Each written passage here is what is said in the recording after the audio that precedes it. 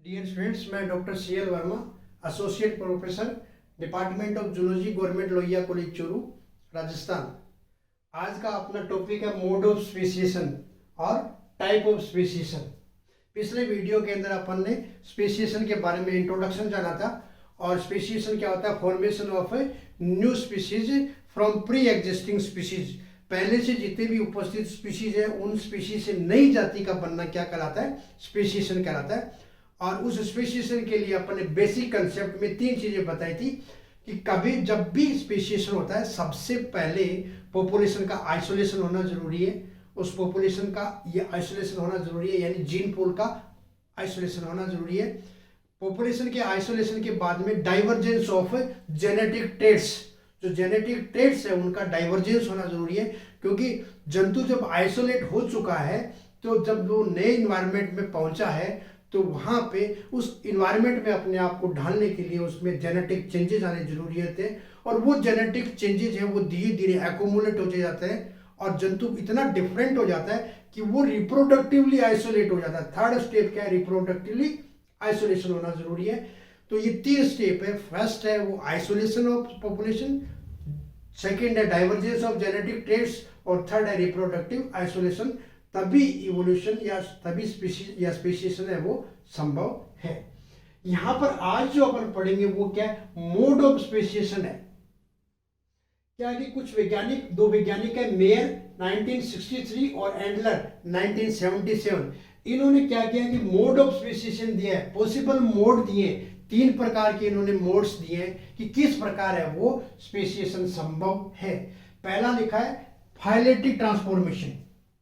Phyletic transformation क्या होगा, formation of one species into another species. एक स्पीशीज विदाउट ब्रांचिंग, एक स्पीशीज ए है वो बी में कन्वर्ट हो जाए, उसी को क्या कहते हैं, फाइलेटिक ट्रांसफॉर्मेशन बोलते हैं।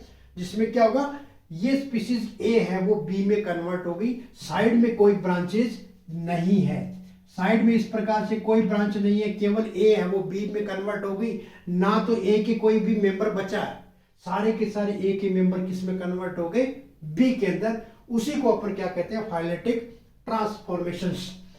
ये फाइलेटिक ट्रांसफॉर्मेशंस है वो, उसके कुछ कैरेक्टर्स लिखे अपन ने। इनमें क्या होगा, slow changes in the gene pool. यहां पर अब ये ग्रेजुअल है, बहुत धीरे धीरे होगा, एक स्पीशीज दूसरी स्पीशीज में कन्वर्ट होगी, ग्रेजुअल प्रोसेस है, बहुत लंबा टाइम लगता है। इसका मतलब slow changes in the gene pool. इनके जीन पूल में धीरे धीरे, जंतुओं के जीन पूल में धीरे धीरे चेंजेस आएगा, बट जीन पूल स्प्लिट नहीं होगा, उस पॉपुलेशन का जीन पूल वही रहेगा। ऐसा नहीं है कि जीन पूल है वो 2 भागों में डिवाइड हो गया। अगर 2 भागों में डिवाइड हो गया तो क्या होगा, 2 स्पीशीज बन जाएगी, 3 में डिवाइड हो गया तो 3 बन जाएगी, 4 में डिवाइड हो गया तो 4 बन जाएगी। इसका मतलब यहां जीन पूल डिवाइड नहीं हो रहा है, केवल और केवल जीन पूल में चेंजेज आ रहे हैं। Neither split of gene pool, gene pool में किसी भी प्रकार की स्प्लिटिंग नहीं होगी, nor evolution of reproductive isolation. यहां पर किसी भी प्रकार से रिप्रोडक्टिव आइसोलेशन का कोई भी इवोल्यूशन नहीं होगा। इसका मतलब यह हुआ कि जब ए स्पीशीज बी में कन्वर्ट हो गई तो इस फाइलेटिक ट्रांसफॉर्मेशंस का डेवलपमेंट ऑफ बायोडाइवर्सिटी, बायोडाइवर्सिटी के विकास में कोई योगदान नहीं है, क्योंकि बायोडाइवर्सिटी तो तभी फलेगी तब विभिन्न प्रकार के जीव बनेंगे।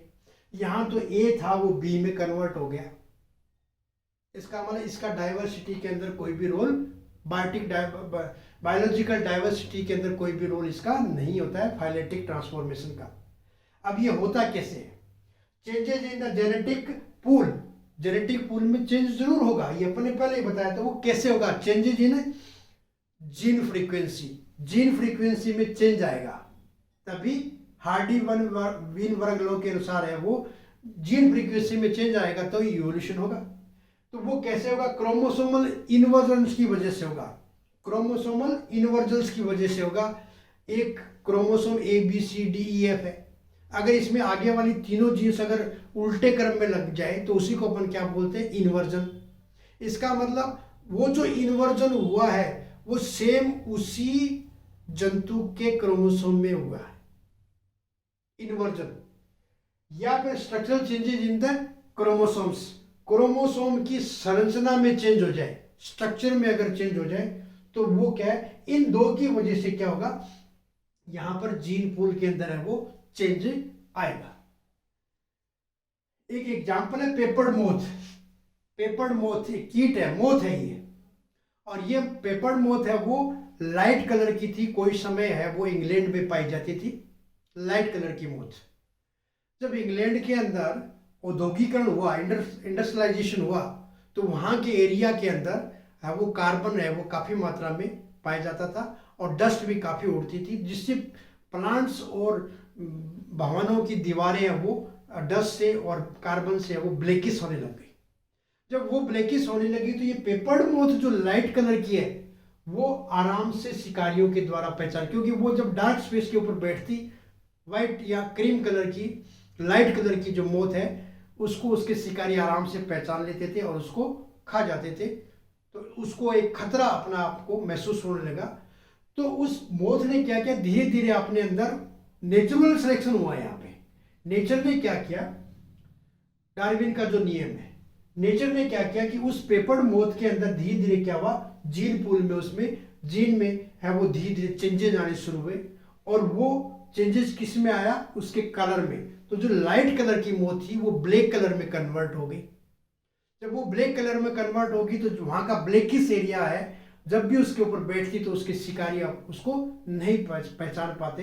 इस वहां पर तो क्या हुआ कि सारी की सारी जो लाइट कलर्ड मोथ है वो किस में कन्वर्ट होगी, ब्लैक कलर में। तो ये क्या है, फाइलेटिक ट्रांसफॉर्मेशन का एग्जाम्पल है। तो इस प्रकार से फाइलेटिक ट्रांसफॉर्मेशन होता है। सेकेंड है फ्यूजन ऑफ स्पीशीज। स्पीशीज का फ्यूजन से भी जाति बनती है।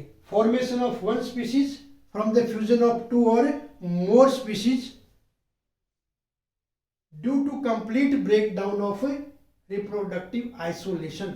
यहां आइसोलेशन का इवोल्यूशन नहीं है, यहां पर आइसोलेशन तो पहले से है लेकिन ब्रेक डाउन हो गया, क्योंकि fusion of two species means hybridization. Clear है, फ्यूजन ऑफ स्पीशीज इसका मतलब हाइब्रिडाइजेशन हो रहा है। और हाइब्रिडाइजेशन कैसे पॉसिबल है, जब दो स्पीशीज अलग अलग है तो उनमें रिप्रोडक्टिव आइसोलेशन है, तो उनमें फ्यूजन हो ही नहीं सकता, उनमें क्रॉस हो ही नहीं सकता। लेकिन अगर उनका रिप्रोडक्टिव आइसोलेशन ब्रेक हो जाए, रिप्रोडक्टिव आइसोलेशन उनमें ब्रेक हो गया, तो क्या होगा, वो दोनों स्पीशीज आपस में फ्यूज करेगी, और फ्यूज होने के बाद में क्या होगा, एक नई जाति का बनना संभव हो पाएगा। जैसे रेडिस है, मूली जो है उसकी एक स्पीशीज है रेफेनस सेटाइवम, और एक केबेज जो पत्ता गोभी उसकी स्पीशीज है ब्रेसिका ओलिरेशिया। इन दोनों स्पीशीज के अंदर अलग अलग स्पीशीज है ये, लेकिन इनमें रिप्रोडक्टिव आइसोलेशन में जब ब्रेक हुआ, टूट गया रिप्रोडक्टिव आइसोलेशन, तो दोनों स्पीशीज में आपस में क्रॉस होता है। जब उनमें क्रॉस होगा तो क्या बनेगा, एक नई स्पीशीज बनेगी रेफेनो ब्रेसिका। तो ये हाइब्रिडाइजेशन के द्वारा, और ये प्लांट के अंदर खूब सारे एग्जांपल मिलते हैं हाइब्रिडाइजेशन के। तो यहाँ पे फ्यूजन ऑफ टू स्पीशीज में क्या होगा, रिप्रोडक्टिव आइसोलेशन टूट जाएगा, मेंटेन नहीं रहेगा, तो नई जाति है वो बनेगी। थर्ड आता है ट्रू स्पेसिएशन। यहाँ क्या, स्प्लिटिंग ऑफ स्पीशीज। एक स्पीशीज स्प्लिट होती है और वो स्पीशीज स्प्लिट होकर के कई स्पीशीज बनाती है, उसी को अपन क्या कहते हैं, ट्रू स्पेसिएशन। यहाँ तो एक स्पीशीज दूसरी में कन्वर्ट हो गई, या दो मिलकर के एक बना दिया। There is no evolution in biological diversity, but true speciation में क्या होगा, एक स्पीशीज से नई खूब सारी स्पीशीज का बनना एक्चुअल में स्पेसिएशन है, ट्रू स्पेसिएशन है। और उस true speciation because of reproductive isolation, यहां पर रिप्रोडक्टिव आइसोलेशन मेंटेन रहता है, उसके बावजूद भी यहां पर स्पीशीज बनती है। या रिप्रोडक्टिव आइसोलेशन में कोई इवोल्यूशन नहीं है, या ब्रेकडाउन है, रिप्रोडक्टिव आइसोलेशन है उसका ब्रेकडाउन है, और यहां पर रिप्रोडक्टिव आइसोलेशन मेंटेन रहता है। तो यहाँ पे इस ट्रू स्पेसिएशन को दो में अपन ने डिवाइड किया है, सडन स्पेसिएशन अब्रूप्ट और दूसरा ग्रेजुअल स्पेसिएशन। ग्रेजुअल का मतलब धीरे धीरे अगर इवोल्यूशन होता है तो वो क्या है, ग्रेजुअल स्पेसिएशन है। और अगर किसी जाति का अचानक बनना वो क्या कराता है, सडन स्पेसिएशन। जैसे मान लीजिए फ्यूजन ऑफ टू स्पीशीज है तो इसमें क्या होगा, ये क्या है, सडन स्पेसिएशन है। फाइलेटरी ट्रांसफॉर्मेशन क्या है, एक जाति दूसरी जाति में कन्वर्ट हुई है धीरे धीरे, तो ये क्या हुआ, ग्रेजुअल स्पेसिएशन। तो जो अब्रूप्ट स्पेसिएशन या सडन स्पेसिएशन है वो क्या है, sudden changes in the gene pool. जहां पर जीन पूल में अचानक चेंज आएगा, और जो अचानक चेंज आएगा वो किस वजह से आएगा, क्रोमोसोमल म्यूटेशंस की वजह से आएगा। अगर किसी एनिमल के अंदर क्रोमोसोम के अंदर अगर एब्रेशंस होगा, डिलेशन होगा, डुप्लीकेशन होगा, ट्रांसलोकेशन होगा, तो क्या होगा, उनके अंदर चेंजेज आ जाएंगे। पॉलीप्लॉइडी होगी, पॉलीप्लॉइडी में क्या होगा कि जो अबनॉर्मल मियोसिस की वजह से नंबर ऑफ क्रोमोसोम जो गैमेट के अंदर है वो सेम ही रह जाते हैं। 2n की से 1n बनता है, और 1n नहीं बनकर के 2n से अगर जो गैमेट बनते हैं वो भी अगर 2n के बने तो नेक्स्ट जनरेशन भी क्या होगा, वैसे के वैसे डिप्लॉइड टेट्राप्लॉइड हो जाएगी। तो वो क्या है, पॉलीप्लॉइडी। और तीसरा क्या है, हाइब्रिडाइजेशन। तो जो सडन स्पेसिएशन होगा, अचानक स्पेसिएशन होगा, वो निम्न वजह से होगा, क्रोमोसोमल म्यूटेशंस की वजह से होगा, या फिर पॉलीप्लॉइडी की वजह से होगा, या फिर हाइब्रिडाइजेशन की वजह से होगा। इस हाइब्रिडाइजेशन का ये एग्जांपल अपन ने यहाँ पर बताया था। तो ये सडन स्पेसिएशन है, और इसको अपन कंबाइंड रूप से कहते हैं सिंपेटिक स्पेसिएशन भी बोलते हैं। सिंपेटिक स्पेसिएशन में क्या होता है, एक जाति से खूब सारी जाति बनती है, लेकिन जो जाति बनती है, जो स्पीशीज बनती है, वो सेम जियोग्राफिकल एरिया में बनती है, सेम जियोग्राफिकल एरिया के अंदर बनती है, और वो सडन स्पेसिएशन में आता है, सिंपेटिक स्पेसिएशन। नेक्स्ट आता है ग्रेजुअल स्पेसिएशन। ग्रेजुअल स्पेसिएशन में क्या है, 3 प्रकार का अपन ने बताया, एलोपेट्रिक स्पेसिएशन, पैरापेट्रिक स्पेसिएशन और पेरीपेट्रिक स्पेसिएशन। ये तीनों स्पेसिएशन है वो धीरे धीरे होते हैं, यानी यहाँ पे जब एक जाति से दूसरी जाति का निर्माण होगा, फॉर्मेशन होगा, तो वो बहुत धीरे धीरे होगा। पहला है एलोपेट्रिक स्पेसिएशन, इसको ज्योग्राफिकल स्पेसिएशन भी बोलते हैं। सॉरी, एलोपेट्रिक स्पेसिएशन में क्या होगा, ज्योग्राफिकल वेरियंस बीच में आ जाते हैं, तो जो जीन पूल होता है वो स्प्लिट हो जाता है, और दोनों या तीनों वो आगे जो पॉपुलेशन जो स्प्लिट हुई है वो अलग जाति का निर्माण करती है, तो वो एलोपेट्रिक स्पेसिएशन है।